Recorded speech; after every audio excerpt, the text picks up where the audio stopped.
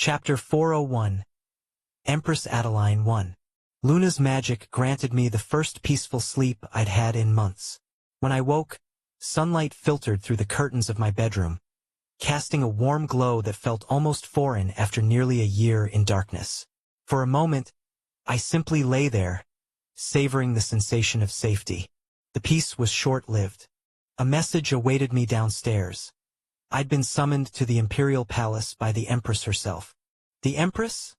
My father questioned, brow furrowed as he examined the formal imperial summons. Not the Emperor? This is unusual, my mother added, worry etching lines around her eyes.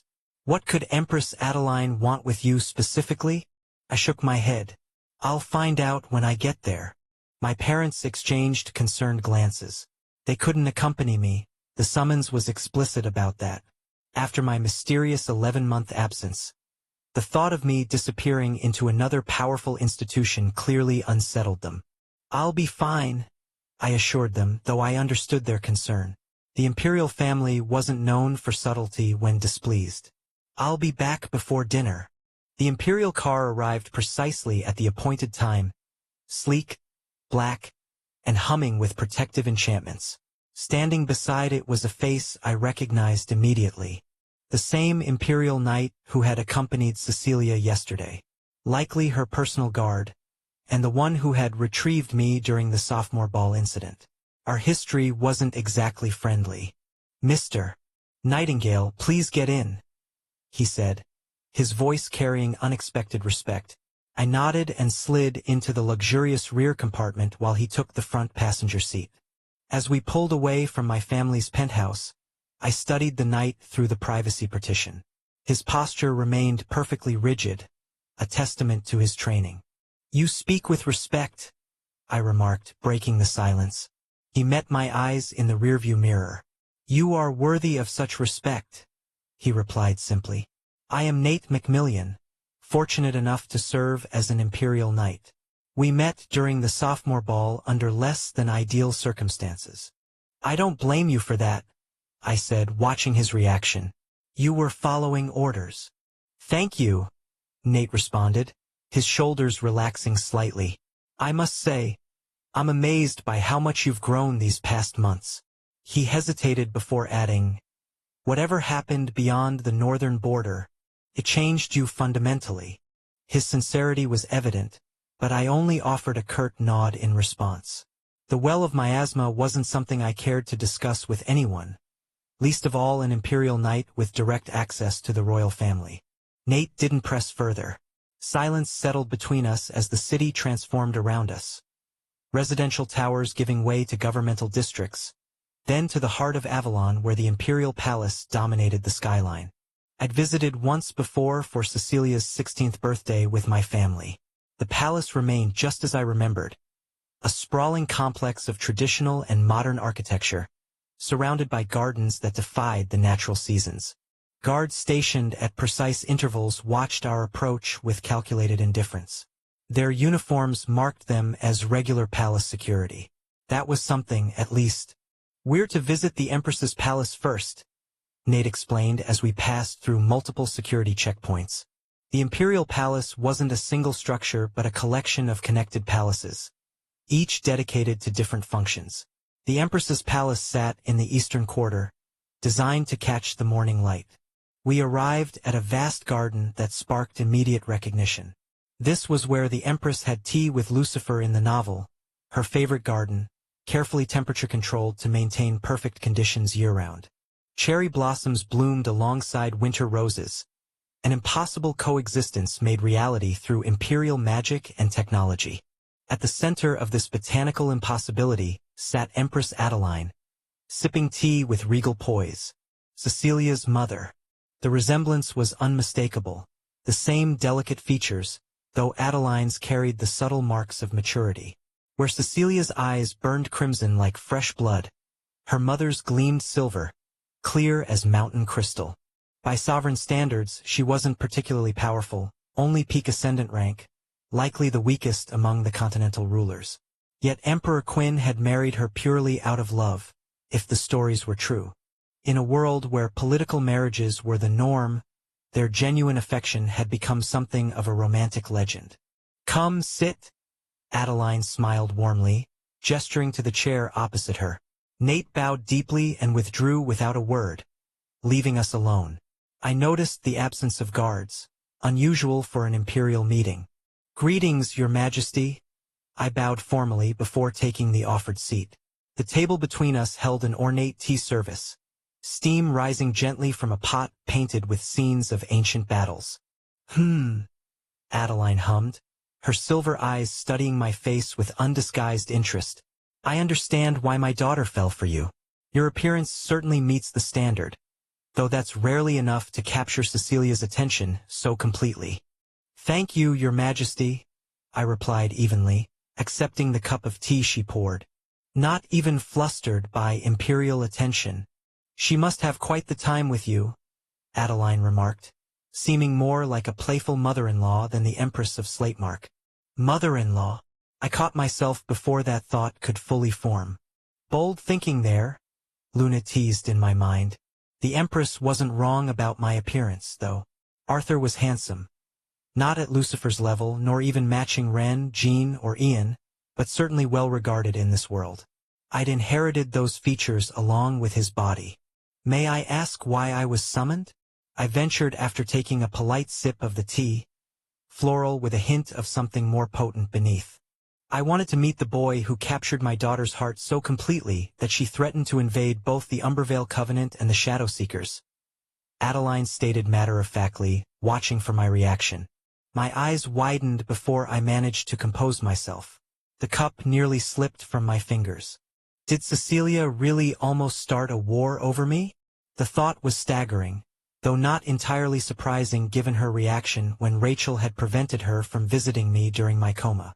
She had admitted then that she nearly invaded the Creightons. "My husband had quite the headache over that," Adeline giggled, the sound strangely youthful from the Empress. "I knew my daughter was strong-willed, but I never imagined she'd find herself so attached. Still, as her mother, I can't help but feel happy for her." I nodded as she sipped her tea, uncertain how to respond to such a revelation. "But," Adeline continued, her eyes sharpening like silver blades, "I know she's not the only one, correct?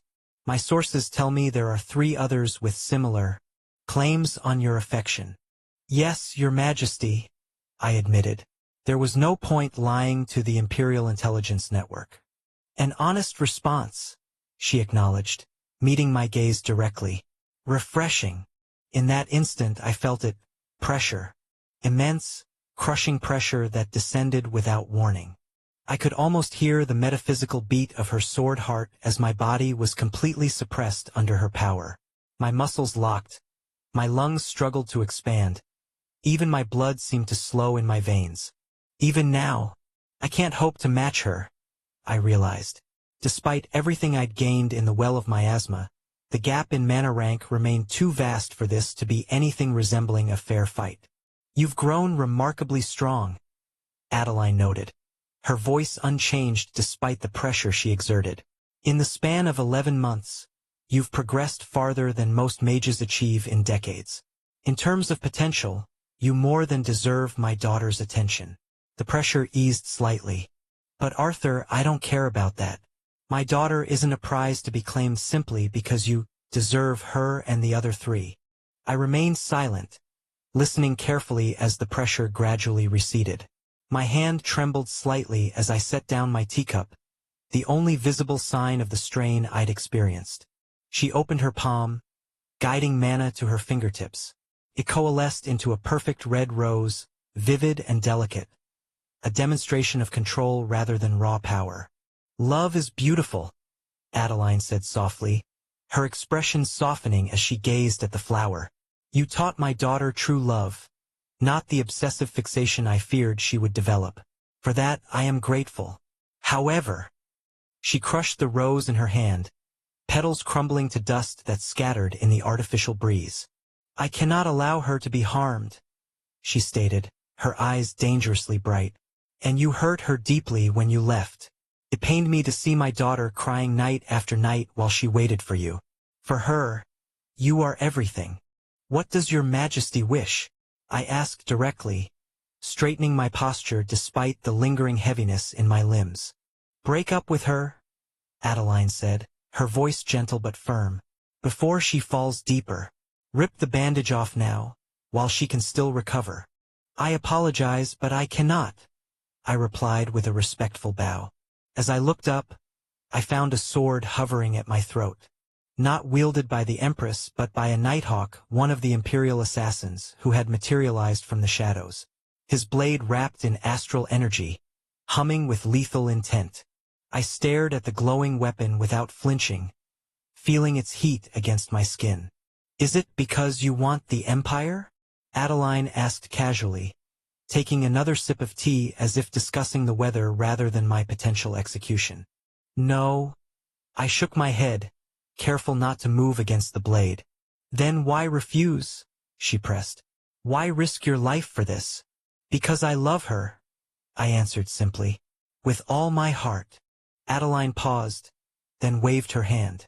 The Nighthawk vanished as quickly as he'd appeared, like a shadow dispersed by sudden light. So what if you love her? She challenged, tilting her head. Cecilia doesn't understand yet, but eventually, her possessive nature will resurface as you continue to divide your time among the four. Can you truly keep her happy when she sees you with children from your other relationships? You cannot. Love fades with time, Arthur. She's young, a teenage girl blinded by emotion. I understand that, but I won't let her experience the pain that inevitably follows. I pressed my lips together, considering my response. What could I possibly say to convince the Empress? Chapter 402. Empress Adeline, 2. I pressed my lips together, considering my response. The wrong words here would end more than just my relationship with Cecilia. Your Majesty, I began carefully. I understand your concerns. They're entirely valid from the perspective of a mother who loves her daughter. Adeline's eyebrow rose slightly, perhaps surprised by my acknowledgement. But I need to clarify something, I continued. My feelings for Cecilia, and the others, aren't the fleeting emotions of a teenager. I've experienced more in these past years than most do in a lifetime. I paused, choosing my next words with precision. I don't expect you to understand the nature of my bond with each of them, but I can assure you that it isn't based on physical attraction or political ambition. Then what is it based on?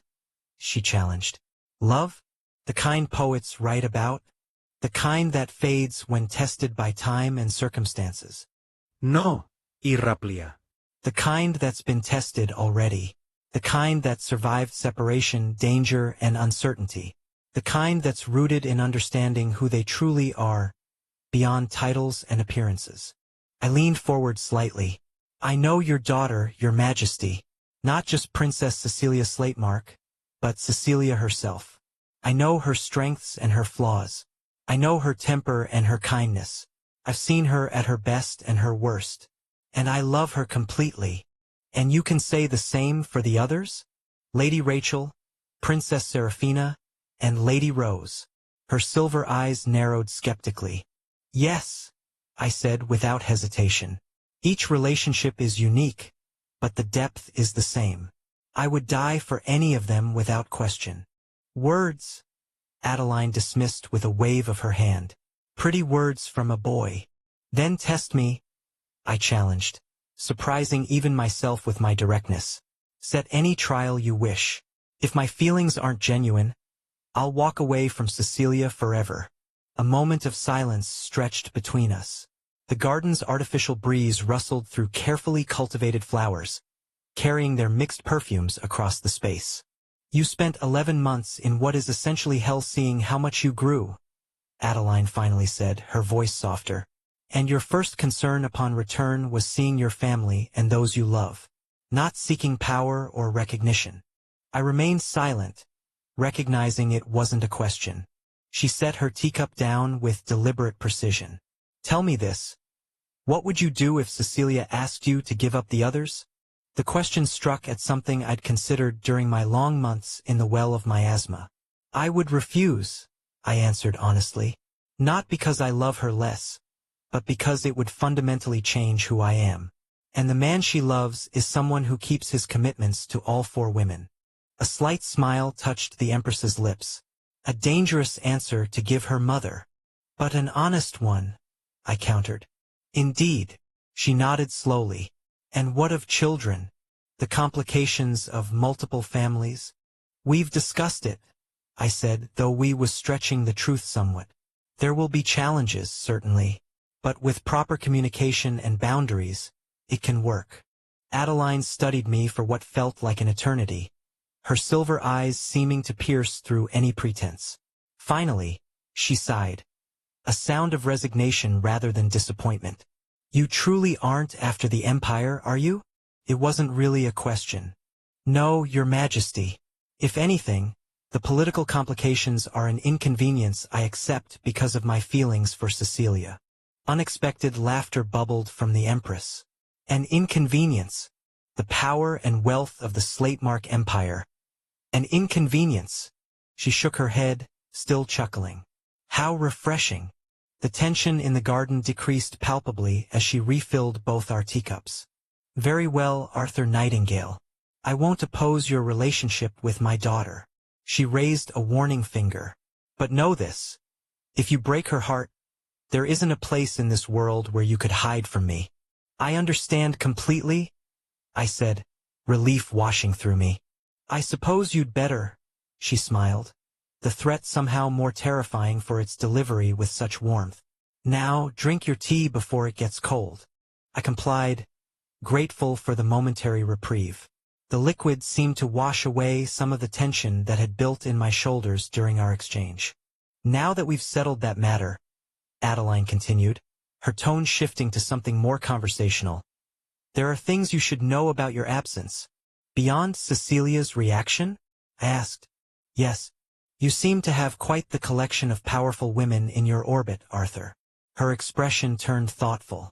Did you know that Rose Springshaper was constantly in my husband's ear about mobilizing forces to investigate your disappearance? I blinked in surprise. She presented it as a matter of imperial security, of course, Adeline continued. Very logical arguments about the precedent it would set if the Empire allowed Mythos Academy students to vanish without consequence. But my husband recognized the personal motivation behind her advocacy. I had no idea, I admitted. And Princess Seraphina, Adeline continued, taking a delicate sip of tea, was apparently quite busy trying to convince the Mount Hua sect to deploy their forces to the northern border. Their council of elders nearly voted in favor of the action, I'm told. The revelation stunned me. The Mount Hua sect was notoriously isolationist. For Seraphina to nearly convince them to intervene in matters beyond their mountains. But most surprising was Princess Rachel, the Empress added. While my daughter was lobbying for official action, Rachel took a more direct approach. What do you mean? I asked, suddenly concerned. The Creighton princess organized several expeditions beyond the northern border, Adeline explained. Unofficial, of course. Small teams of elite warriors searching for any trace of you. She personally joined 3 such missions. My hand tightened around the teacup. That's incredibly dangerous. Indeed, Adeline agreed. She was lucky to return at all. The information settled heavily upon me.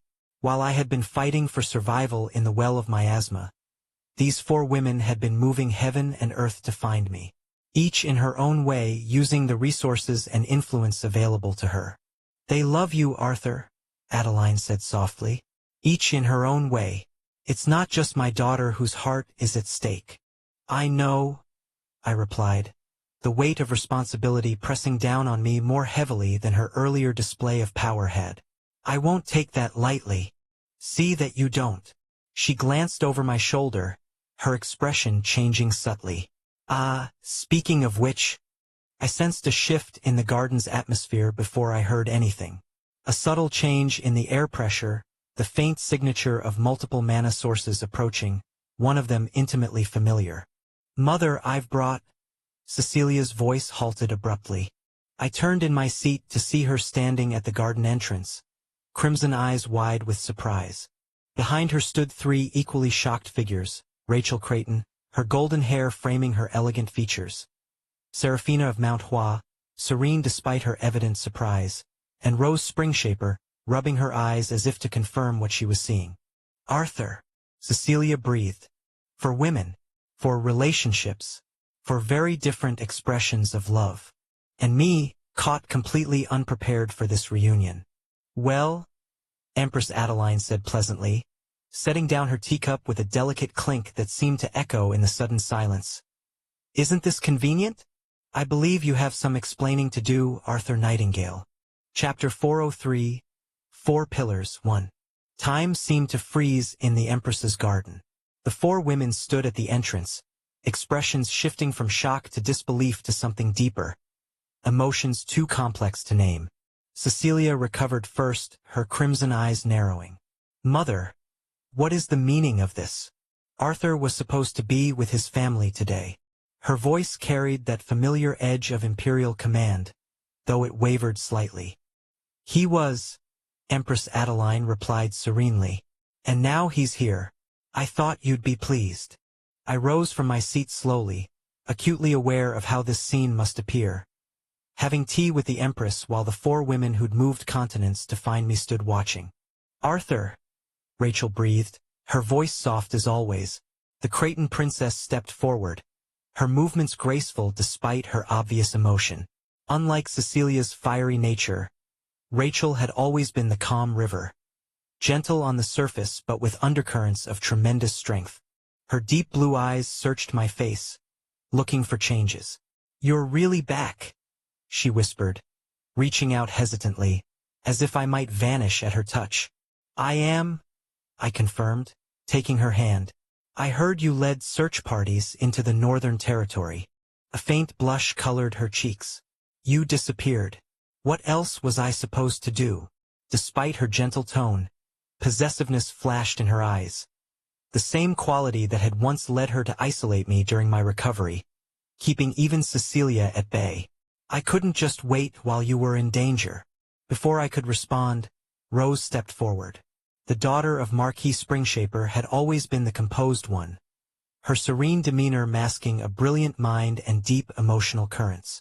You've changed, she said quietly, her auburn eyes taking in the differences 11 months had carved into me. But you're still you. Unlike the others, Rose's calm never wavered, even in crisis. It was what had first drawn me to her. Rose, I acknowledged with a small smile.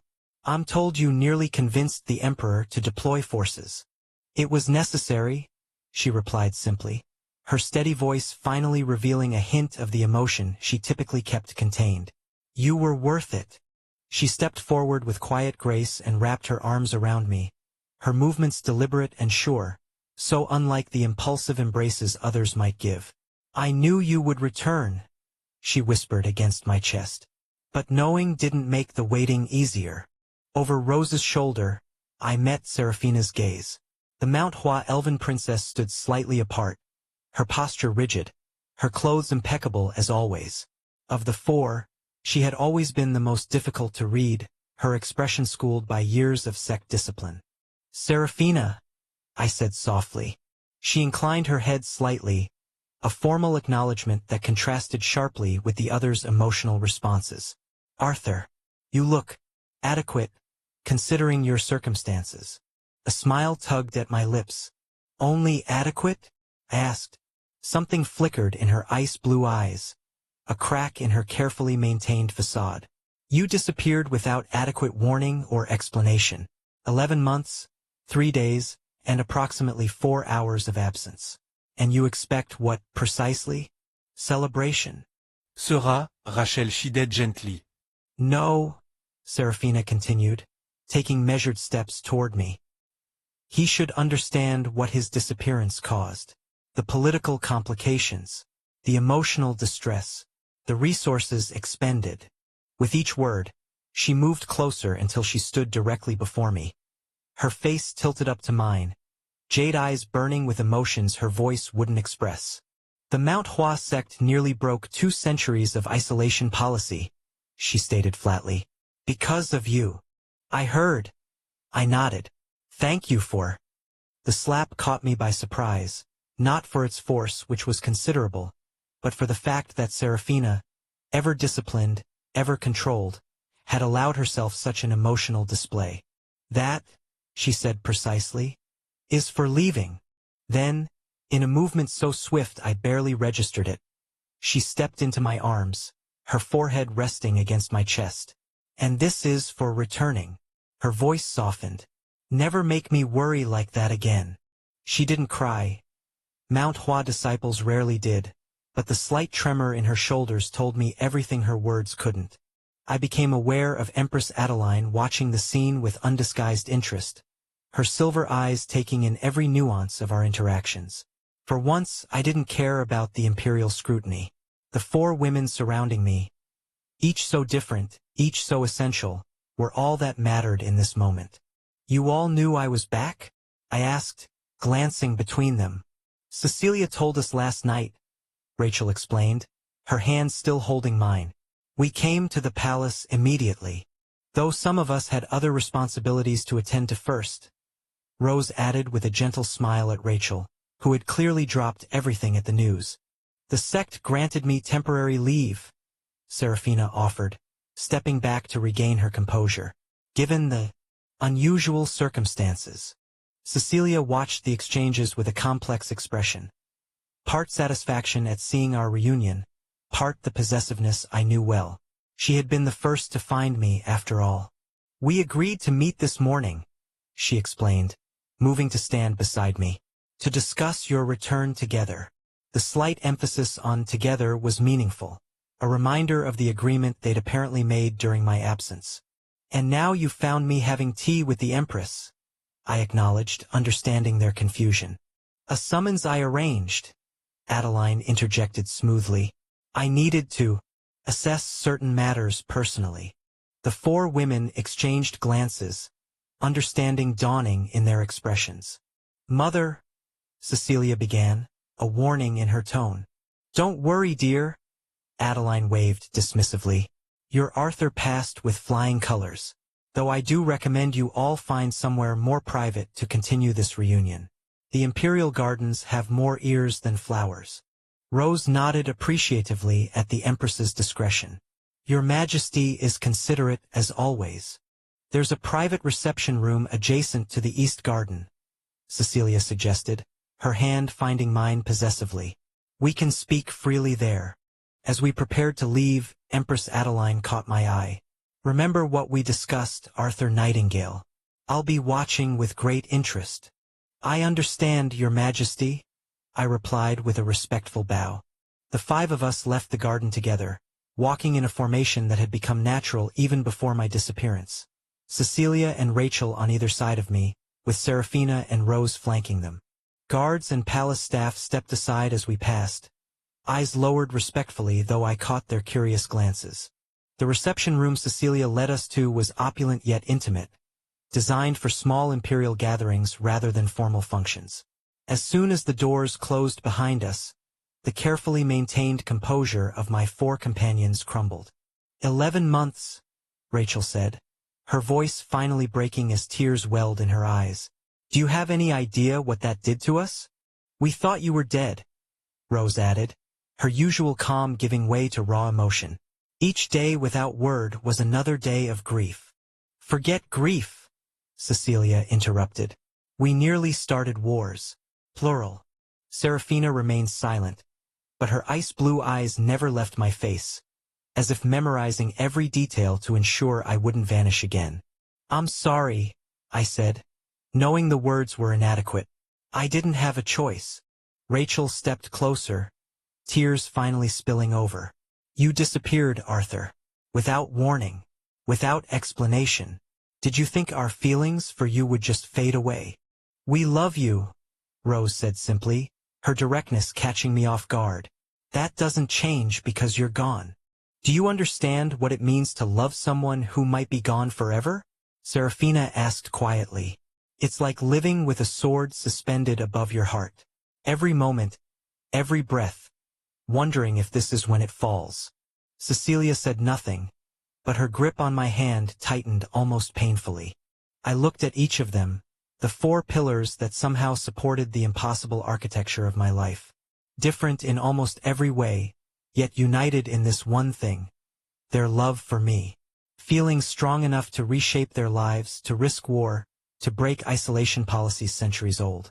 I'm sorry, I repeated, knowing it wasn't enough but needing to say it anyway. And I'm grateful, more than I can express. Words are inadequate, Serafina stated flatly. Then what would be adequate? I asked. Rachel stepped forward first, wrapping her arms around me. This is a start, she whispered, her head resting against my chest. Just being here, being real, being ours again. Rose joined the embrace next, her calm presence a counterpoint to Rachel's emotional one. We found a balance without you, she murmured. But it was never right, never complete. Serafina hesitated only a moment before joining them, her composure finally giving way to the emotion she'd been suppressing. Don't ever make us go through this again, she ordered, though the effect was somewhat undermined by the tears she was finally allowing herself. Cecilia completed the circle, her arms wrapping possessively around us all. Mine, she whispered fiercely. All of you, and no one. Not the academy, not the northern border, not anyone gets to take what's mine away. Surrounded by them, I felt something I hadn't experienced even in the safety of my family home. A sense of completion, of coming full circle. For women, so different from one another, bound together by their feelings for me, and me somehow worthy of that dedication. I won't disappear again, I promised, meaning it with every fiber of my being. Not without all of you knowing exactly where I am. You won't disappear at all, Cecilia corrected against my shoulder. Because next time we're coming with you, whether you like it or not. The others murmured agreement, and I found myself smiling despite the tears gathering in my own eyes. After everything, the well of miasma, the monsters, the darkness, the constant fight for survival, this moment felt like the true return. I was home, in the arms of the women I loved. Chapter 404, 4 Pillars. 2. But now, Rachel said softly, pulling back just enough to meet my eyes. We need a proper explanation. Her gentle tone couldn't mask the steel beneath. What happened in Vrindal?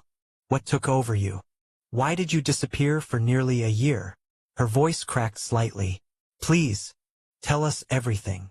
The room fell silent. For pairs of eyes fixed on me, waiting for answers to questions they'd likely been asking themselves for 11 agonizing months. I drew a deep breath, organizing my thoughts. There was no easy way to explain something I barely understood myself. There's another soul inside my body, I said finally.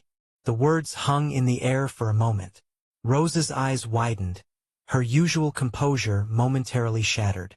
Serafina grew completely still, her jade eyes narrowing in concentration. Rachel's hand tightened around mine, while Cecilia's expression darkened dangerously. What do you mean, another soul? Rose asked, her voice barely above a whisper. As you know, my soul aspect reached the aspect wall. I couldn't advance further, I explained. But during the battle in Vrindal, when we faced the bishop, I wasn't the one who defeated him. We saw the change, Serafina observed quietly. Your fighting style, your presence. Everything shifted. I nodded. This other soul took control. I still don't fully understand what or who it is. But after defeating the bishop, it didn't relinquish control. Instead, it determined I was too weak for what lay ahead. Too weak. Cecilia's eyes flashed crimson. You were already extraordinary. Not enough, apparently, I said with a grim smile. This entity took me to a place called the Well of Miasma to make me stronger. The Well of Miasma? Rachel repeated, horror seeping into her voice. What is that? A training ground, I said, the words inadequate to describe the hell I'd endured. It is formed by very concentrated miasma that causes certain effects, almost like a dungeon imposed on reality full of miasma. Such a place exists beyond the northern border? Rose asked, her calm returning though her face remained pale. It's hidden, I explained, protected by the Umbervale Covenant. Souls are notoriously difficult to understand, Serafina said thoughtfully. The Mount Hua research has only managed to theorize fragments of soul theory. Most of it is speculation at best. Could this possession happen again? Cecilia asked, cutting straight to the heart of the matter.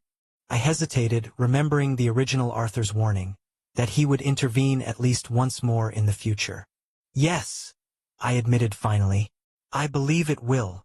The room grew tense, the implications of my words settling over us all. Another disappearance. Another period of separation and uncertainty. Then we'll be prepared next time, Cecilia declared, her tone brooking no argument. You can't fight this, I warned.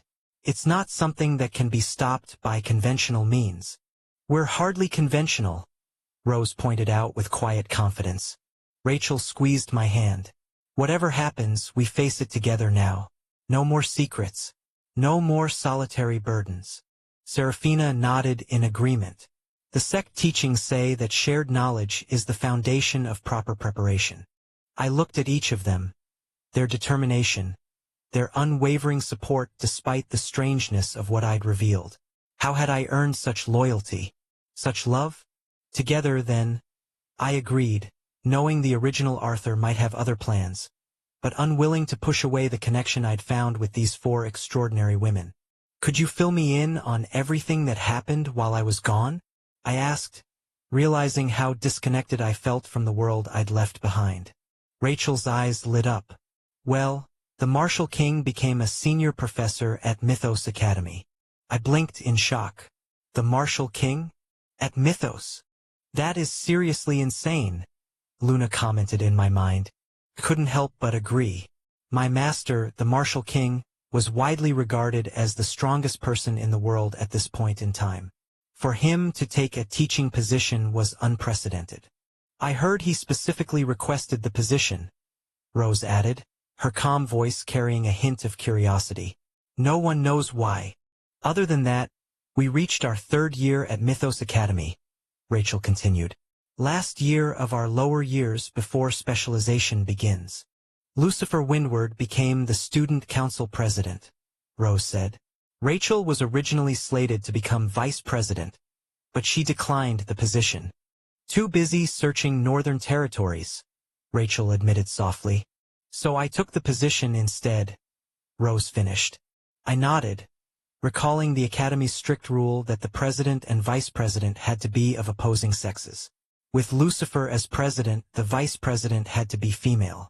Cecilia was never interested in student politics, and Klana preferred to focus on combat training. That left Rachel, Serafina, and Rose as the likely candidates. We're starting our second semester of third year now, Cecilia said, her crimson eyes studying me intently. You are coming back, right? Yes, I confirmed. Despite taking nearly a full year away, I wanted to return to Mythos Academy, to resume some semblance of normalcy. The four women exchanged glances, relief evident in their expressions. Also, I said, making a decision, there's something else I need to show all of you. Cecilia's eyes widened slightly in recognition. She alone already knew what I was about to reveal, having glimpsed it yesterday. I summoned my mana, feeling the familiar golden warmth of lucent harmony ignite across my skin. The Chelan sigils began to glow, intricate patterns spreading across my forearms and hands. Luna, I called softly, you can come out now. A small figure materialized above my palm, her hair shimmering like a fountain of molten amethyst, her eyes sparkling like orbs of pure gold. This is Luna, I explained to the astonished faces of Rachel, Rose, and Serafina, the Chelan who's bonded to me. Rachel gasped, her hand covering her mouth. A Chelan? But that would mean. Her eyes darted to my glowing arms, then back to Luna. Understanding dawned in her expression. Your gift, lucent harmony, is not actually a gift at all, is it? It's her power. A Chelan's will. I nodded, impressed by her quick deduction. Wait, Serafina interjected, her composure momentarily forgotten. Does that mean you're the destined emperor of the world? The sovereign chosen by the Chelan? No, Luna spoke before I could answer, her voice melodious despite her diminutive form. He is not. He is fateless, which is why I chose him. The room fell silent as the three women processed this revelation. Cecilia moved closer to me, her hand finding mine in a gesture of support. She'd had time to absorb this information already. Fateless? Rose repeated, her eyes bright with interest. I've never heard of such a concept. It means his future cannot be read or predetermined, Luna explained, floating gently above my palm. Even by one such as myself, who can see the threads of destiny. Rachel's expression softened. That explains so much about you, Arthur. You're not surprised? I asked. After everything else? Cecilia laughed softly. A Chelan companion seems almost expected for someone like you. Though it does raise many questions, Rose noted, leaning forward to study Luna with fascination. Questions we have plenty of time to answer, Rachel added, squeezing my hand. Now that you're back, I felt a weight lift from my shoulders. One I hadn't even realized I'd been carrying. These women, each extraordinary in her own right, continued to accept me despite every strange revelation. Luna settled comfortably on my shoulder, her tiny form radiating warmth. I told you they would understand, she whispered, just loud enough for me to hear. Chapter 405. Silver Rank Guild 1. When do we return to Mythos Academy? Cecilia asked, her question hanging in the air between us. I glanced at the ornate calendar displayed on one wall of the reception room. It was still winter break. The second semester wouldn't begin for another 2.5 weeks. Soon, I replied. But there's something I need to do first. The realization had been building since my return. Before I was a student, before I was involved with these 4 remarkable women, I had accepted another responsibility. Ouroboros, Rose said, understanding immediately.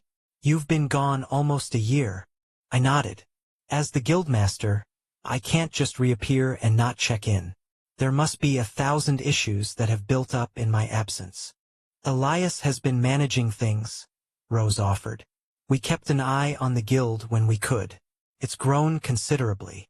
All the more reason I should go as soon as possible, I said. Seraphina's expression remained neutral, but I could detect a hint of approval in her eyes. Responsibility should not be neglected, regardless of personal circumstances. Cecilia's lips curved into a small smile as she watched our exchange. Then, with a casual grace that belied the significance of her actions, she reached into a pocket of her jeans and withdrew a small object. You might find this useful, she said, tossing it to me. I caught it reflexively, then opened my palm to examine what she'd given me. A guild license, but not just any license. The metallic card gleamed with a distinctive 7-star insignia. My eyes widened. A 7-star adventurer license? How did you?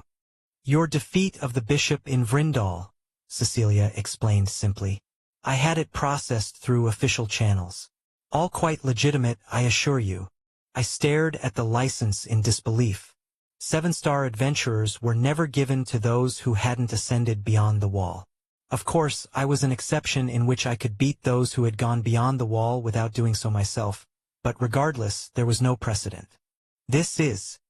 I trailed off, understanding the political maneuvering that must have been required. It wasn't easy, Cecilia admitted, a hint of her imperial authority bleeding into her tone. The summit of 12 great guilds questioned why the empire was going so far into guild affairs. And yet you did it anyway, I said, examining the license more carefully. My name, etched in official script. My identification details.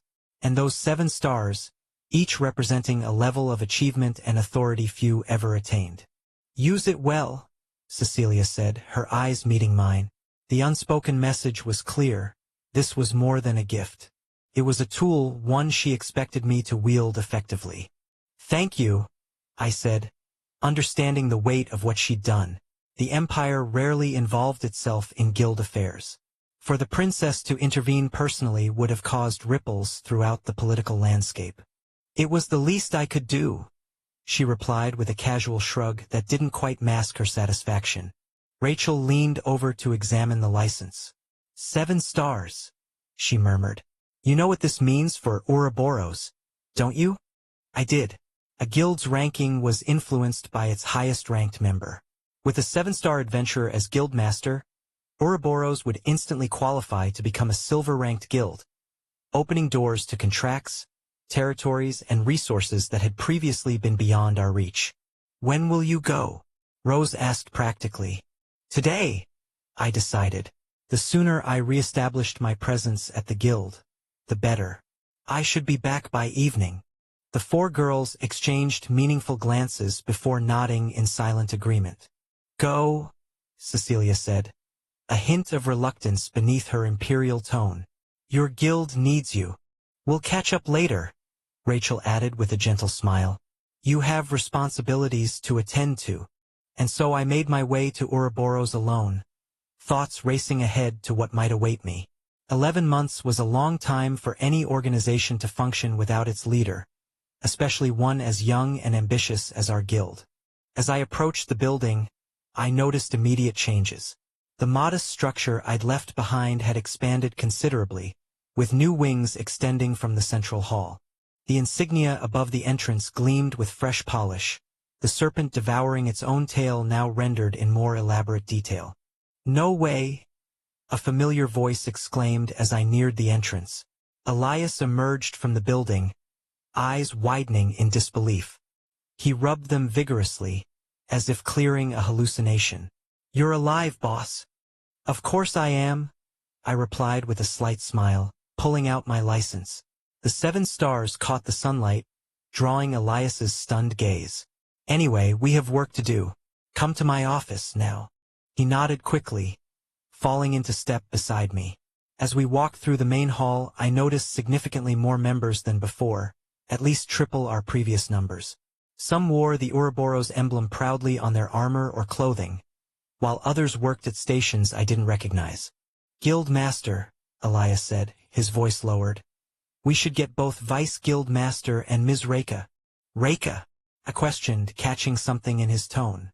Yes, Guild Master, he confirmed with a grimace. She was affected by your absence. I understood his meaning immediately. Reka had joined Ouroboros for one purpose alone, to serve as my sword. Not the guild's sword, but mine specifically. Her devotion had always bordered on the extreme. What did she do? I asked, already dreading the answer. You should see for yourself, Elias sighed as we reached what was apparently still my office.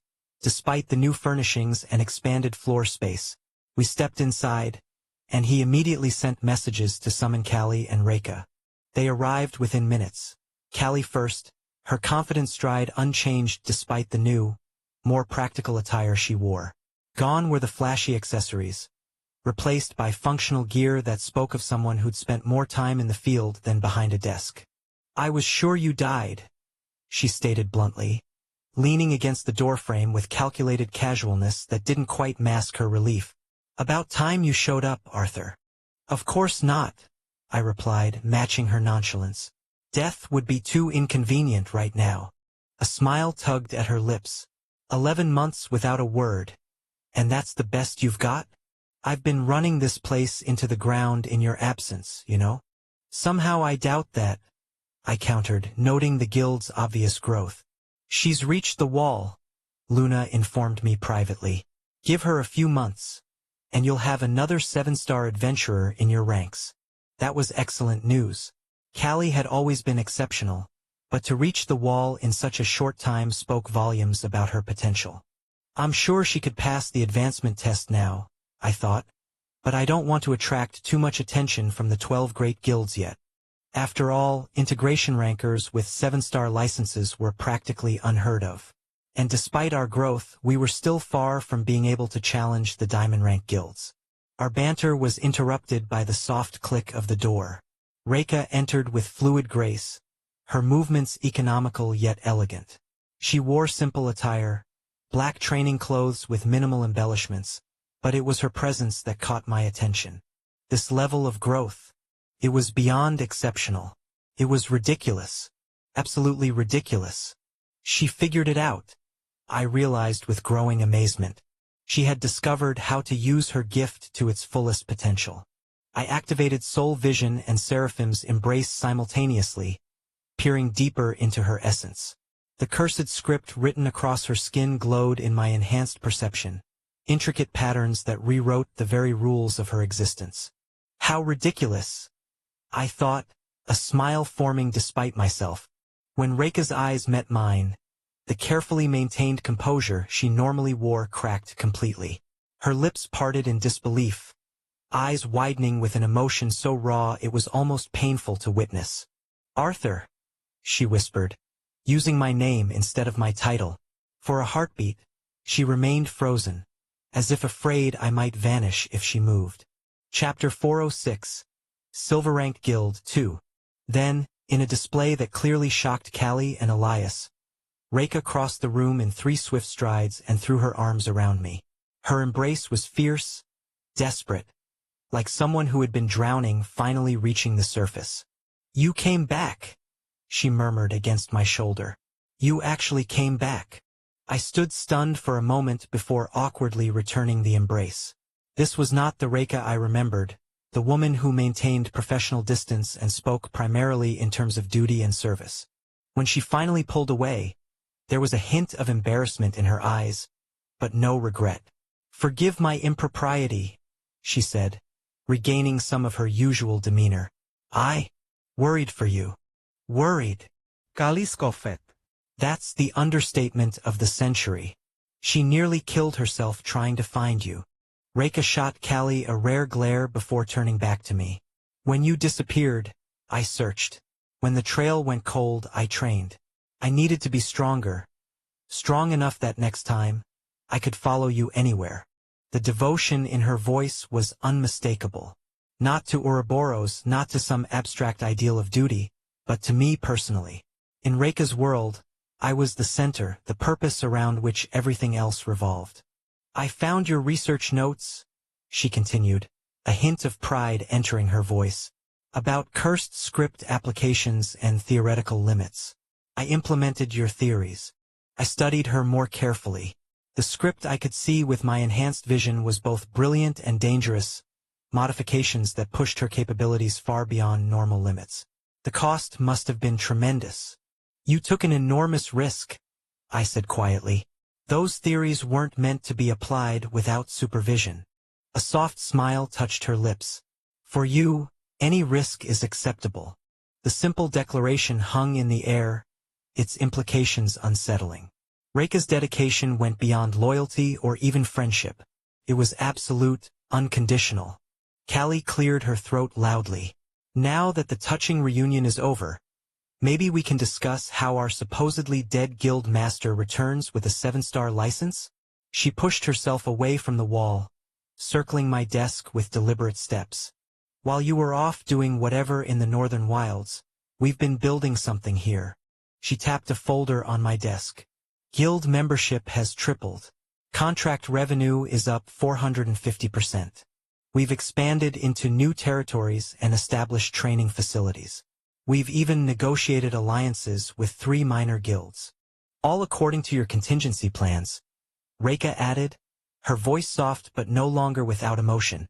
There was pride there and something else.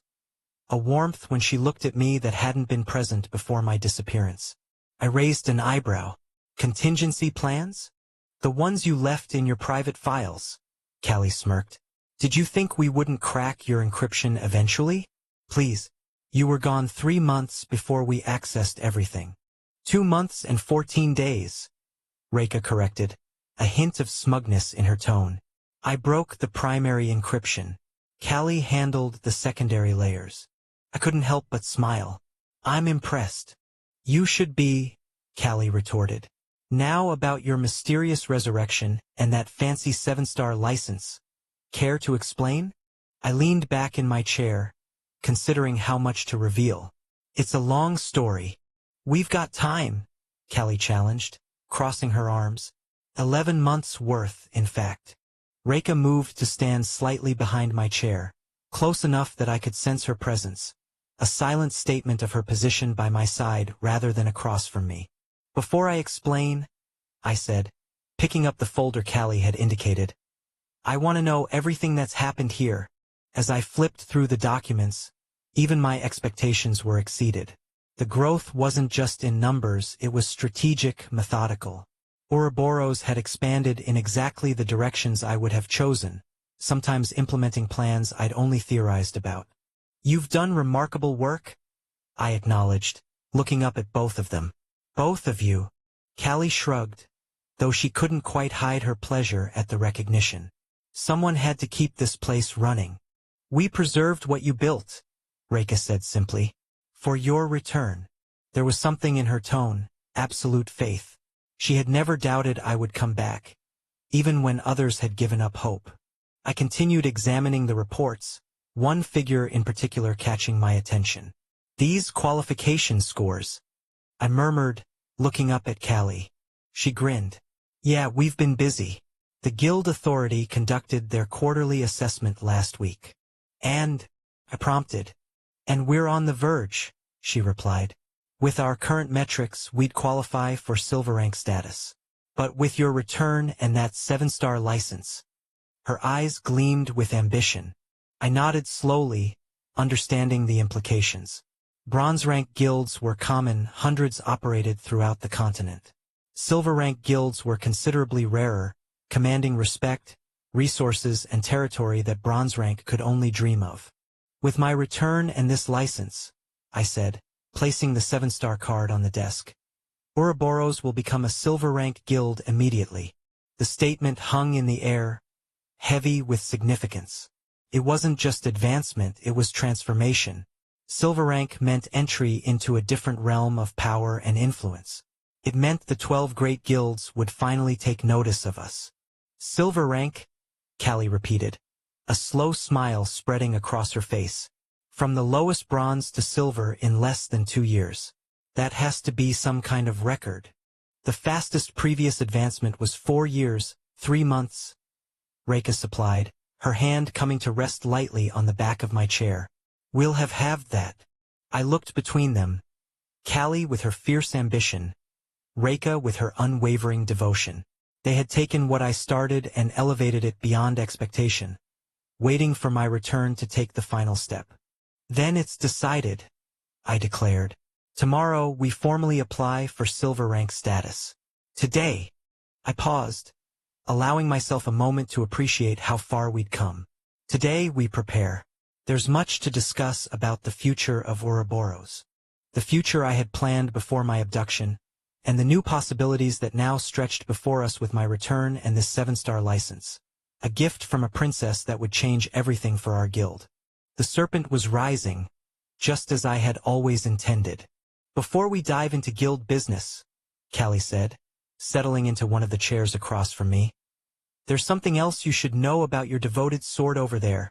She gestured toward Reka with a mischievous glint in her eyes. Reka shot Callie a warning glance, which Callie promptly ignored.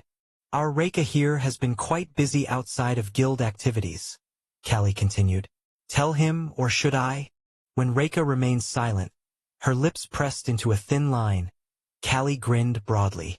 Fine, I'll do the honors. While you were gone, your protégé here didn't just focus on guild work and searching for you. She also managed to become rank 1 at Slatemark Academy for her year. I turned to Reka with surprise. Is that true? It's not significant, Reka murmured, though I could detect a hint of pride beneath her modest response. Not significant? Callie laughed. The coursework is merely challenging enough to be interesting, Reka said, still avoiding my gaze.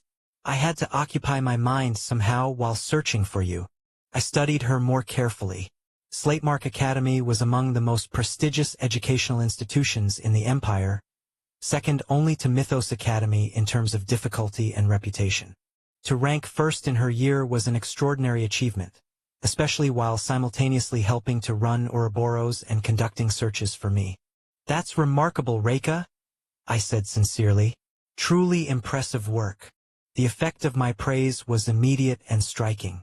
A deep blush spread across Reka's cheeks, the color vivid against her normally pale complexion. Her eyes widened slightly, meeting mine for a brief moment before darting away. Her fingers twisted together in an uncharacteristically nervous gesture. I only wanted to improve, she stammered, her usual composure completely abandoned. To be worthy of being your sword. Callie rolled her eyes dramatically. And there it is. All that hard work. All those sleepless nights studying. And it all comes down to being worthy of you. She turned to me with an exasperated expression. Do you have any idea what it's been like dealing with this level of devotion for 11 months? Everything, and I mean everything, has been about becoming strong enough to find you, support you, or serve you. I glanced at Reika, who seemed to be struggling to regain her composure, the blush still coloring her cheeks. The depth of her dedication was both touching and concerning. The Academy achievements are your own, Reika, I said gently. You should be proud of them for yourself, not just for how they relate to me or the guild. But they're not just for me, she insisted, her voice soft but unwavering. The blush remained, but her eyes met mine with surprising intensity. Everything I've done, the training, the studying, implementing your theories, it's all been with purpose. My strength only has meaning when it serves you. Callie threw her hands up in surrender. And this is where I tap out of the conversation. When she gets like this, there's no reasoning with her. Despite her words, there was genuine affection in Callie's tone. Chapter 407. Silver Rank Guild, 3. Congratulations, Guild Master Nightingale. Ouroboros is officially recognized as a Silver Rank Guild. The Guild Authority representative handed me the certificate with a formality that couldn't quite mask his surprise. The speed of our ascension had clearly caught the bureaucracy off guard. Most guilds spent years, sometimes decades, climbing from bronze to silver. We'd done it in less than 2 years. I accepted the certificate with appropriate solemnity, though inside I felt a surge of satisfaction. Another step in the plan executed perfectly. Ouroboros thanks the authority for its recognition, I replied, following the traditional exchange. The representative nodded stiffly. The privileges and responsibilities of silver status are outlined in the accompanying documentation.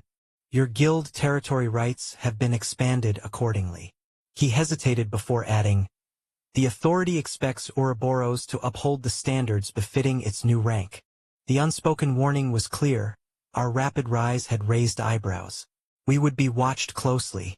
We understand completely, I assured him, maintaining the polite smile that revealed nothing of my thoughts. After the representative departed, I turned to find Callie and Reika waiting just inside the guild hall entrance. Callie's expression was triumphant, while Reika's eyes were fixed on me with quiet pride. It's official, I said, holding up the certificate. Callie's face broke into a wide grin. Let's celebrate properly. Word spread through the guild like wildfire. Members who had been strategically absent during the official inspection suddenly appeared, carrying drinks and food. Someone had clearly prepared for this outcome in advance. Within an hour, the main hall of Ouroboros had transformed into a celebration. Music played from speakers, tables groaned under the weight of food, and the atmosphere hummed with excitement. Members who had joined when we were the lowest-ranked Bronze Guild now found themselves part of a prestigious Silver organization, a status change that would benefit their own careers and reputations significantly. I circulated through the crowd, accepting congratulations and speaking briefly with various members. Some I knew well, others had joined during my absence, but all shared the same excitement for what our new status meant. As the celebration continued, I noticed Elias making his way toward me through the crowd, 2 drinks in hand. Thought you might need this, he said, offering me one. It's getting wild in here. Thanks. I accepted the drink. Everything going smoothly? Aside from Jorgen trying to demonstrate his new fire technique and nearly burning down the east wall? Perfectly. Elias grinned. We've come a long way from you coming to talk to me in the black market. I smiled at the memory. When I'd first taken form to Ouroboros, it had been little more than a name and a nearly abandoned building. Now we occupied an expanded complex with over 60 members. Your office in 20 minutes? Elias suggested quietly. Callie mentioned something about a private celebration for the leadership. I nodded. I'll be there. After fulfilling my social obligations for a reasonable period, I slipped away from the main celebration. The private offices were in a separate wing, recently constructed and significantly more secure than the rest of the building. When I entered my office, I found it had been transformed as well. Someone, likely Callie, had arranged for food and drinks to be set up on the conference table. The formal meeting space now looked almost cozy, with soft lighting from mana crystals creating a warm atmosphere. Reika was already there, arranging glasses with precise movements. She looked up as I entered, and a soft smile touched her lips. "Guild Master," she acknowledged, her formality at odds with the warmth in her eyes. "Just Arthur tonight," I corrected her. "I think we can dispense with titles for a private celebration." Her smile widened slightly. "Arthur, then?" The door opened again as Callie and Elias arrived together, laughing about something. "Finally escaped the mob?" Callie asked, dropping into one of the chairs with casual grace.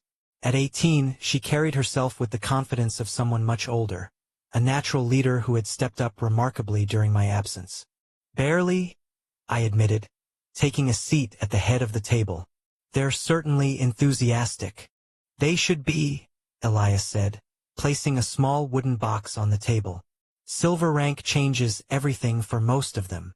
At 24, he was the oldest of our core group, bringing experience and stability to balance Callie's ambition and Reika's intensity. Reika finished arranging the glasses and took the seat to my right. At 19, she occupied an interesting position between Callie and Elias in age, but her maturity level fluctuated dramatically depending on the context, coolly professional in most situations, almost childlike in her eagerness to please when it came to matters concerning me specifically.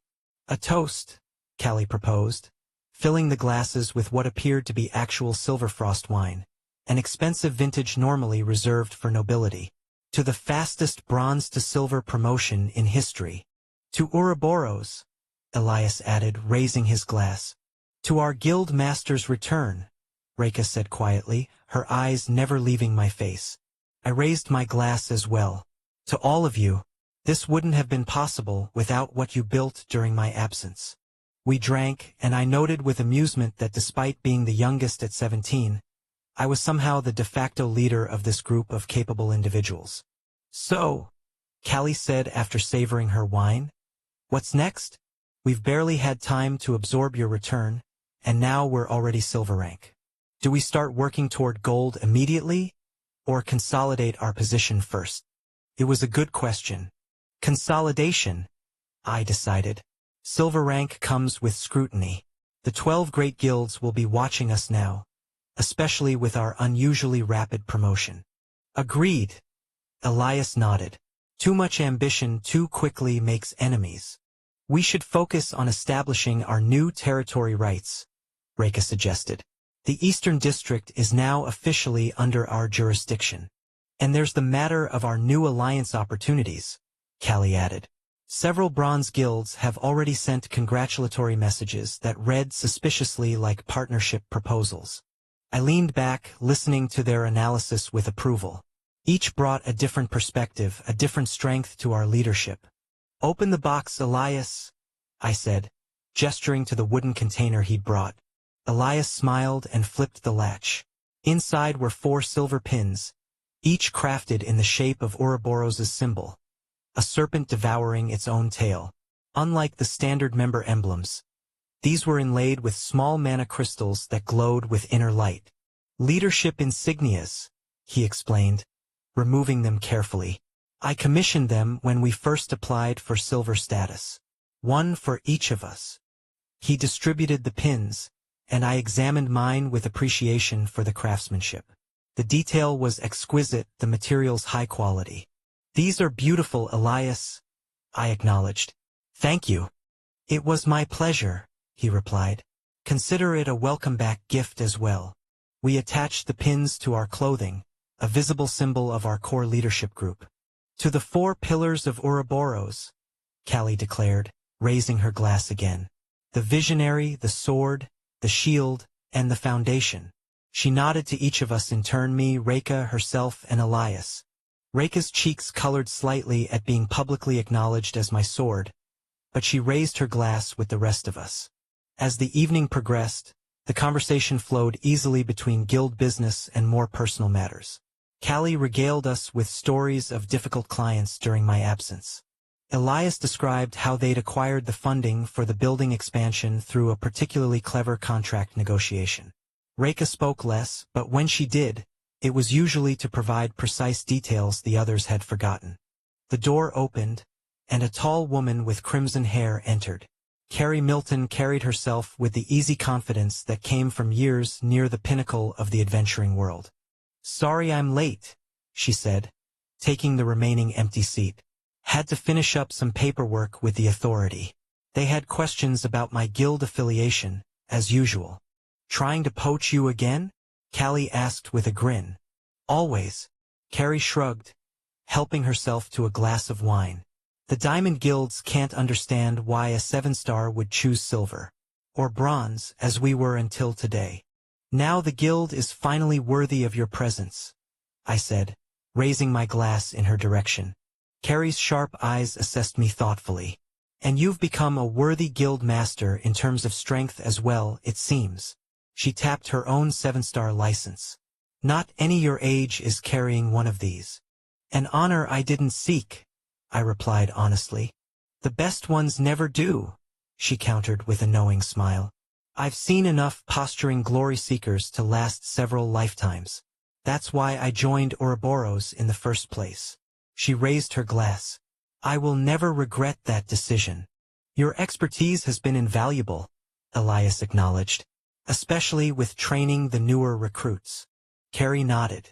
"They have potential, just needed proper guidance." "And now," I asked her directly, "with silver rank and a second 7-star in leadership, what's your assessment?" She didn't hesitate. "Unprecedented growth trajectory. The other silver guilds won't know what hit them. 2 conditions," she added, raising 2 fingers. "First, we maintain quality over quantity in recruitment. Second, we leverage our unique strengths instead of trying to compete conventionally." "Agreed on both counts," I said. Watching them interact, I felt an unexpected surge of pride. These people had become something more than colleagues, more than guild members. In my absence, they had formed bonds of trust and mutual respect that transcended ordinary working relationships. And now I had returned to lead them into the next phase. Silver rank was just the beginning. With the right approach, Ouroboros could rise further still, perhaps eventually challenging the diamond rank guilds at the very top of the hierarchy. "You have that look again," Callie observed, interrupting my thoughts. "What look?" I asked. "The one where you're plotting something ridiculously ambitious that will probably work despite all logic suggesting it shouldn't," she replied with a knowing smirk. I smiled. "Is that so?" "Definitely," Elias agreed. "We've come to recognize it. It's the same expression you had when you first proposed turning a failing bronze guild into something significant," Reka added quietly. "She's right," Carrie chimed in. "I've seen that look before, on people who changed the world. They knew me well, perhaps better than I was entirely comfortable with. Yet another thing that had changed during my 11-month absence." "Well," I said, raising my glass one final time, "to ambitious plans then, and to silver rank being just another step in Ouroboros' journey." They joined the toast, glasses clinking in the warm light of the mana crystals. 5 people of different ages, backgrounds, and temperaments, united by a shared vision. The silver serpent was rising, and we would rise with it. Chapter 408. Silver Rank Guild 4. Carrie soon excused herself, citing an early mission the following day. As the door closed behind her, the atmosphere in the office shifted subtly, becoming more intimate, less formal. "Well, speaking of missing people," Callie said, stretching her legs out beneath the table, "where is the prince? I thought he'd at least show up for the celebration." "Jin's busy," I replied, recalling the message I'd received earlier. "I wasn't expecting him to do much guild work anyway, but I'll put him to work soon enough." Elias chuckled. "A royal connection is useful even without his direct involvement. Though his combat skills would be an asset," Reka added quietly. Speaking of combat, Elias said, leaning forward with interest. When exactly do you plan on reaching the peak, Guild Master? Now that we've hit silver, what's the timeline for the rest of your ambitions? I considered my response carefully. These people deserved honesty, even if my plans might seem outlandish. I need to reach immortal rank for that, I replied. I'm at least a year away from ascendant rank, so I would estimate 4 years until we're ready to challenge the 12 great guilds directly. Ambitious, Callie remarked, though her tone held admiration rather than skepticism. But Arthur needs to be ambitious, Reka interjected, her unwavering faith evident in her voice. It's who he is. I smiled at her simple but accurate assessment. We need to clear a 7-star dungeon as well, but Carrie can handle that. When we reach gold status, we can begin incorporating Vakert into our structure and expand westward. Wait! Elias blinked in surprise. Vakert? The greatest necromancy company in the central continent? And you're talking about expanding beyond this continent entirely? The King of the West has a standing deal with me, I explained. Which you failed to fulfill last time, Callie interjected pointedly. I'll pass this time, I assured her. I'm planning a trip west this summer for that specific reason. Reka nodded confidently, as if the idea I might fail again never occurred to her. And we still need our last core member, right? Callie said with a sigh. God, I can't believe you want to recruit someone like that. She'll be the strongest among all 5 of you, I pointed out. Just so you know. Both Reka and Callie looked surprised at this assessment. Well, we should expect that much given her background, Elias acknowledged, seeming less shocked than the others. Anyway, Arthur, Callie sighed dramatically, enough guild business. I had to deal with all of that while you were off having fun. I was training, I protested, but she waved dismissively. Training, fighting for your life, whatever. Point is, I was stuck with paperwork and guild politics. She stood, stretching. Elias, would you mind checking if the celebration out there is still under control? I don't trust Jorgen not to set something else on fire. Elias nodded, understanding the subtle request for privacy. Of course. I should make sure no one's raided the wine cellar yet anyway. He rose, clapping me on the shoulder as he passed. Good to have you back, Arthur. As the door closed behind him, Callie's casual demeanor shifted. She moved to the window, looking out at the nighttime cityscape of Avalon. Reka, could you give us a moment? She asked, her voice unusually serious. Reka hesitated, glancing at me. When I nodded, she rose reluctantly. I'll be just outside if you need me, she said, her words clearly directed at me rather than Callie. Once we were alone, Callie turned to face me, all pretense of nonchalance gone. We need to talk about Reka, she said directly. What about her? I asked, though I suspected where this was heading. Her feelings for you have grown even more intense during your absence, Callie said, leaning against the windowsill. It's beyond devotion now, Arthur. It's consuming her. I sighed, having noticed as much myself. I know. Do you?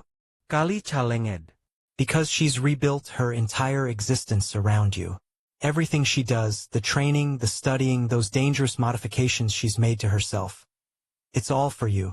Not for herself, not for the guild. For you specifically. I never asked for that level of dedication, I said quietly. No, but you haven't discouraged it either. Callie's gaze was unflinching. She needs clarity, Arthur. Especially now that you're back. The unspoken question hung between us. I took a moment to gather my thoughts before responding. I care about Reka deeply, I began carefully, but not romantically. I can't accept feelings that seem to stem primarily from gratitude or perceived debt. Because you saved her life in Redmond City, Callie nodded, understanding. Exactly. I put my life on the line that day, yes, but that doesn't entitle me to her devotion, nor does it obligate her to offer it. I shook my head. What Reka feels is not healthy. It's not based on seeing me for who I actually am. And the 4 princesses? Callie asked with raised eyebrows. That's different. It is, I confirmed.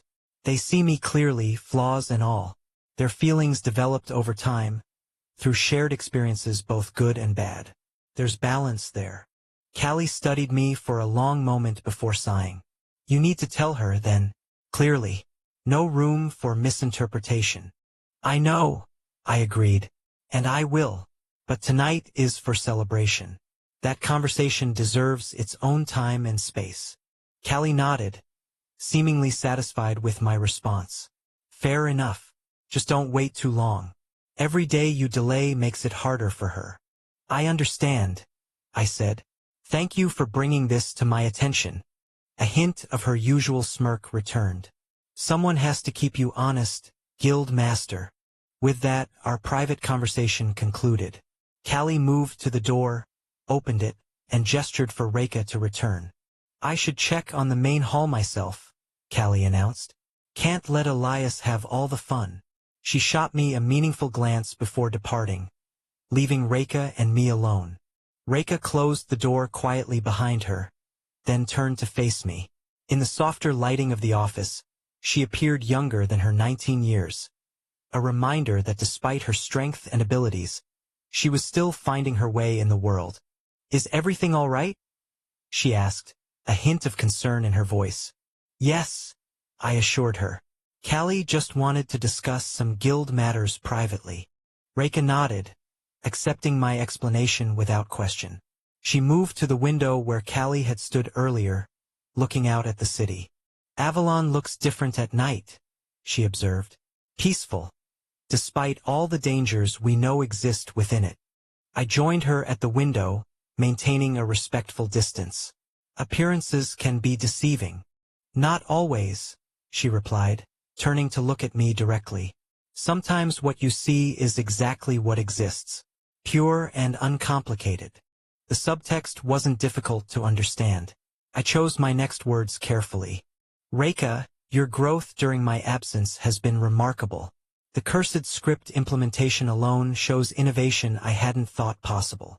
Pride flickered in her eyes at my praise. I had an excellent foundation to build upon. Your research notes were inspiring. Even so, the execution was yours, I insisted. You should take pride in your achievements for their own sake. A small frown creased her brow. Why do you say that? As if my accomplishments should be separated from their purpose. Because you have value beyond your utility to me or anyone else, I said gently. Your worth isn't measured by what you can do for others. She considered this for a moment, then shook her head slightly. That may be true for most people, but I've made my choice, Arthur. When you saved me in Redmond City, you didn't just preserve my life. You gave it meaning. Reika, I began, but she raised a hand, surprising me with the interruption. Please, let me finish. Her expression was earnest, determined. I know what you're trying to say. I've heard similar words from Callie many times. But my devotion isn't born from misplaced gratitude or obligation. It's a choice I make every day, with full awareness of what it means. She stepped closer, her gaze unwavering. Before Redmond City, I was just existing, skilled but purposeless. You didn't just save my life, you showed me a path worth following. A cause worth serving. The Guild, I suggested. You, she corrected firmly. The Guild is an extension of your vision. I serve Ouroboros because you lead it. If you left tomorrow to pursue a different path, I would follow without hesitation. Her candor was both touching and concerning. This was precisely what Callie had warned me about. What of your own dreams? I asked. Your own ambitions? A soft smile touched her lips. They align with yours. Is that so difficult to accept? That someone might choose freely to dedicate themselves to another's vision. Put that way, it was difficult to argue without seeming to devalue her agency, the very thing I was concerned about. I accept your dedication, I said finally, and I'm honored by it. Just promise me that you'll continue growing for yourself as well as for Ouroboros. She nodded, apparently satisfied with this compromise. I promise. The conversation wasn't what Callie had suggested. I hadn't clearly rejected Reika's feelings or established firm boundaries, But something in Reika's quiet determination had made me reconsider my approach. Perhaps a gradual redirection of her devotion rather than an outright rejection would be kinder in the long run. We should rejoin the celebration, I suggested. Of course, she agreed, moving toward the door. She paused with her hand on the handle. Arthur. Yes. I'm glad you're back.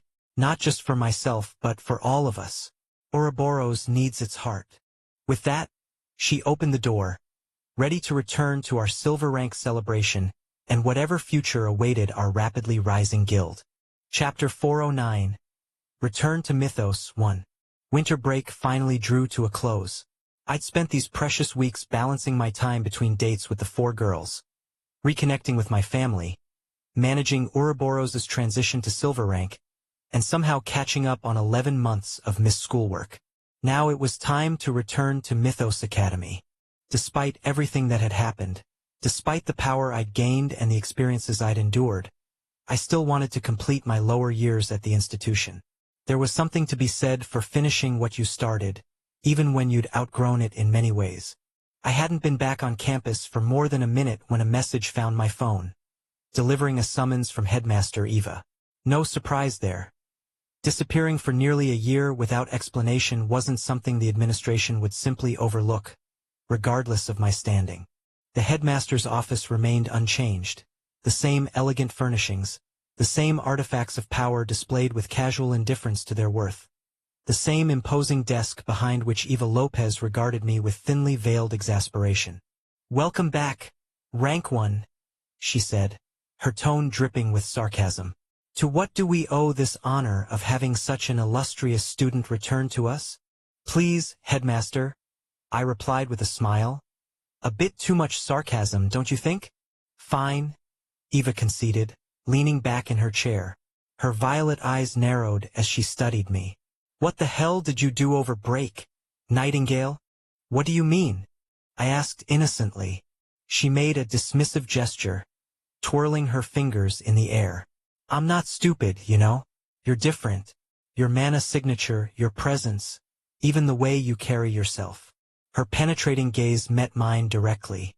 "So tell me, was it worth it in the end?" No point in denying what she could clearly see. "Yes, Headmaster, it was." She sighed, the sound caught between resignation and acceptance. "I suppose that's okay then. After all, the Academy's goal is growth.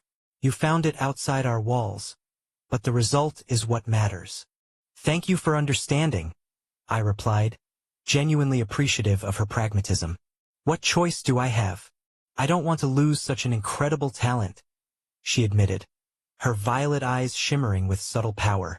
She paused, her expression softening almost imperceptibly. "Also, comfort my daughter when you can. She lost her only friend while you were gone." "I'll talk to Clara," I promised. The thought of the normally reserved girl spending months without her sole confidant gave me a pang of guilt I hadn't expected. "Is there anything else?" Eva straightened in her seat, shifting back to her administrative role. "You need to take the midterm exams. We'll combine them to determine your grades. I trust you've studied." I nodded confidently. Despite my absence, I'd familiarized myself with the third-year curriculum during the break. "Good," she continued. "Currently, you're ranked second in the Academy.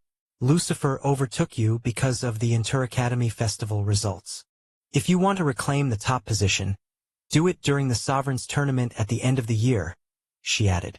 "Will do," I agreed, already contemplating strategies.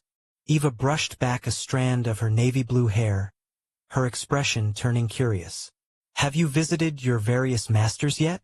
The Martial King, Archmage Charlotte, Master Lee." "I visited the Tower of Magic to see Archmage Charlotte," I replied. "But she wasn't there." "Oh right. She's on the moon right now, handling some research project," Eva said with the casualness of someone discussing a colleague's trip to the market rather than lunar expedition. "Well, the Martial King is here on campus, so visit him after your exam." A mischievous smile spread across her face. "Which you have right now, by the way." "Right now?" I asked, though her grin already confirmed it. "Acting like you won't get a perfect score. Luna scolded me mentally. She had a point. I'd always achieved perfect scores on academy exams, even before my enhancements. And Eva continued, her tone deliberately casual. I'm removing you from the valedictorian position. Rachel gets it, and you'll be salutatorian if you achieve perfect scores. I shrugged. I don't really care about titles. I knew you'd say that, but I had to inform you officially, she replied, waving toward the door. Now go take your exam, you eyesore. Cute eyesore, I corrected with a smile as I rose from my chair. Eva scowled, though there was no real heat behind it. Being cute doesn't let you get away with everything, Nightingale, she muttered as I left her office. The familiar corridors of Mythos Academy stretched before me, filled with students rushing to classes or lounging in conversation groups. The examination room was eerily quiet, with just me and Professor Harwick present. My unexpected return had clearly disrupted the Academy's normal procedures, requiring this special testing arrangement. Professor Harwick glanced up from his tablet as I entered. Mr. Nightingale, right on time. He gestured to the lone desk in the center of the room, where a sleek computer terminal waited. The headmaster has arranged for you to take all your missed exams in sequence. The system will guide you through each one, which is why we are using a computer this time for the examination. I nodded and took my seat, logging in with my student credentials. The screen illuminated with the first exam, Advanced Theoretical Mana Manipulation. This is easier than I expected, Luna commented as I scanned the questions. Almost disappointingly so, I agreed silently. These questions about theoretical mana circulation patterns and conversion efficiency seemed like elementary school arithmetic to me. The computer-based format allowed me to work at my own pace. I moved through exam after exam, applied combat theory, advanced artifact design, sovereign politics, and more. For appearance's sake, I maintained a reasonable pace, though I could have completed everything in a fraction of the time. 3 hours later, I submitted the final exam. Professor Harwick's eyebrows rose slightly as he received the notification on his tablet. Well, that was efficient, he remarked, checking the timestamps. Your results will be processed and available by tomorrow, Mr. Nightingale. Though I suspect we both already know the outcome. I offered a polite smile and headed for the door. With the examinations complete, it was time to visit my master, the Martial King. The combat training facilities were located in the eastern wing of the campus, a modern complex of reinforced training rooms and specialized equipment. Unlike the classic architecture of the main buildings, the combat wing featured cutting-edge design, all glass, steel, and advanced materials designed to withstand the pressures of high-level mana manipulation. The Martial King had been assigned one of the VIP training rooms, accessible by biometric scan. As I approached, I could feel the distinctive pressure of his mana, a heavy, solid presence that seemed to compress the air itself. Even from outside, it felt like walking against a strong current. I pressed my palm to the scanner. After a moment's verification, the door slid open with a soft hydraulic hiss. The training room was spacious and minimalist, with adaptive floor panels and holographic projection capabilities. Magnus Dracar, the Martial King, stood in the center, manipulating a three-dimensional mana projection with subtle hand gestures. He wore modern training clothes, simple gray performance wear that contrasted with his traditional white topknot. Without looking up from his work, he spoke. You've returned, Arthur Nightingale. Yes, master, I replied, stopping at a respectful distance. The projection dissolved as he lowered his hands and turned to face me. For a long moment he simply stared, his gaze penetrating in a way no ordinary sight could achieve.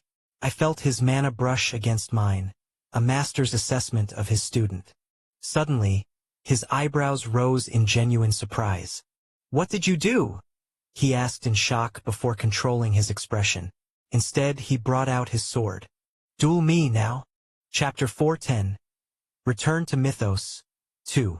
Parameters. I asked, removing my own jacket. I'll restrict myself to sword heart and astral energy, he stated, his mana already condensing. A traditional blade materialized in his hand, immediately encased in a shimmering blue-white layer of astral energy. You may use everything at your disposal. I nodded, understanding the significance. Even with him holding back, this would be no easy contest. Begin whenever you're ready, he said, dropping into a deceptively relaxed stance. I didn't hesitate. In this situation, striking first was the only viable option. I activated Lucent Harmony, golden Qilin sigils igniting across my skin as Luna's power flowed through our connection. My aura began resonating immediately, a constant state I'd perfected in the well of miasma, enhancing every aspect of my capabilities. Watch his footwork, Luna advised as I circled the martial king cautiously. His sword heart lets him read your intentions before you move. I activated soul resonance next, my perception expanding as soul vision revealed the intricate mana pathways throughout the room. The secondary aspect, mythic body, unlocked further physical potential, my muscles and reflexes operating at peak efficiency. Still setting up? The martial king asked with a hint of impatience. Let's not waste time. He moved, covering the distance between us faster than most eyes could track. His astral-enhanced blade came in a deceptively simple horizontal slash that would have bisected me had I been where he expected. But I wasn't. Erebus's bone armor manifested, just as I executed a perfect backdash, dark purple energy solidifying into skeletal plates over my vital areas. The tip of his blade caught only air, though I felt the displaced energy rush past my face. Improved reaction time, he noted, already adjusting his stance for a follow-up. I didn't give him the chance. It was time to show him what I'd truly learned in the well of miasma. I summoned my divine miracle Wings of Seraphim. Unlike conventional techniques, divine miracles operated on different principles altogether, bending reality rather than simply channeling energy. Translucent wings of pure light materialized at my back, enhancing my spatial awareness and movement capabilities beyond mortal limits. The martial king's eyes widened slightly at the manifestation. Divine miracle, he murmured, recognition in his tone. I didn't wait for him to finish his assessment. With Wings of Seraphim active, I could perceive the entire arena with perfect clarity, every angle, every approach vector, even the subtle fluctuations in the martial king's mana distribution. Now was the moment for Grade 6 art, pure light movement God Flash. Unlike the incremental techniques I'd shown before, God Flash was singular and devastating. A burst of pure speed and power condensed into a single, perfect movement. I vanished from the martial king's sight, reappearing within his guard, my strike aimed directly at his center mass with concentrated force that could shatter reinforced concrete. He reacted with the instinctive brilliance that had made him legendary, pivoting just enough to take the blow on his shoulder rather than his core. Even so, the impact sent him sliding across the training room floor, his boots leaving molten trails in the adaptive panels. Impressive, he acknowledged, rolling his shoulder experimentally. Direct and efficient, but predictable. He countered with a vertical slash that seemed to distort the space around it, the astral energy extending well beyond the physical blade's reach. The true demonstration lay in what came next, the CQC Grade 5 art I developed specifically for this world's combat system. It was a comprehensive close-quarter style that incorporated dozens of techniques, joint locks that worked against mana-reinforced bodies, pressure point strikes that affected energy circulation, weight transfers that maximized impact force while minimizing exposure. I closed distance, shifting unpredictably between different aspects of the style. A feinted knife hand strike transitioned seamlessly into a sweeping low kick. When he evaded, I was already adapting, converting the missed kick's momentum into a spinning elbow strike. Self-created? He asked as we separated briefly, a new respect in his gaze.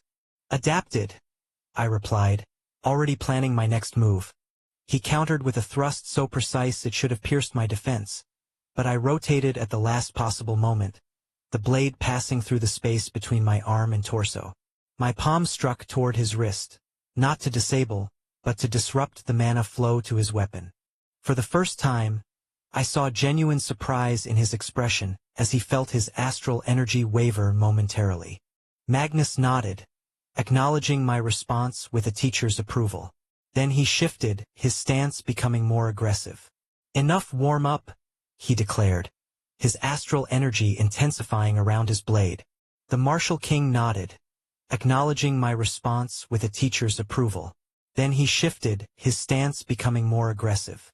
"Enough warm-up," he declared, his astral energy intensifying around his blade. His next attack came with significantly more power, a diagonal slash that cut through the air with such force that the training room sensors blared warnings.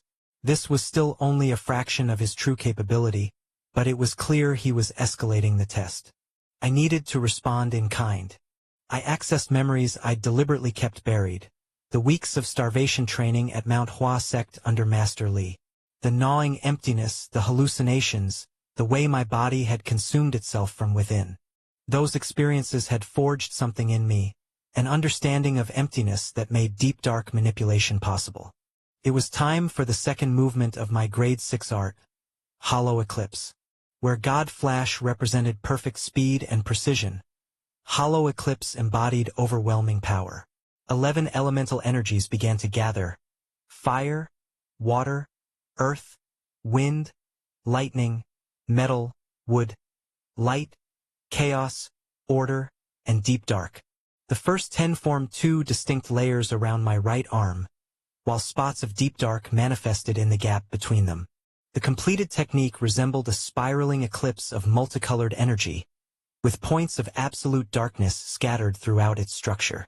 Unlike conventional elemental arts, Hollow Eclipse didn't seek harmony.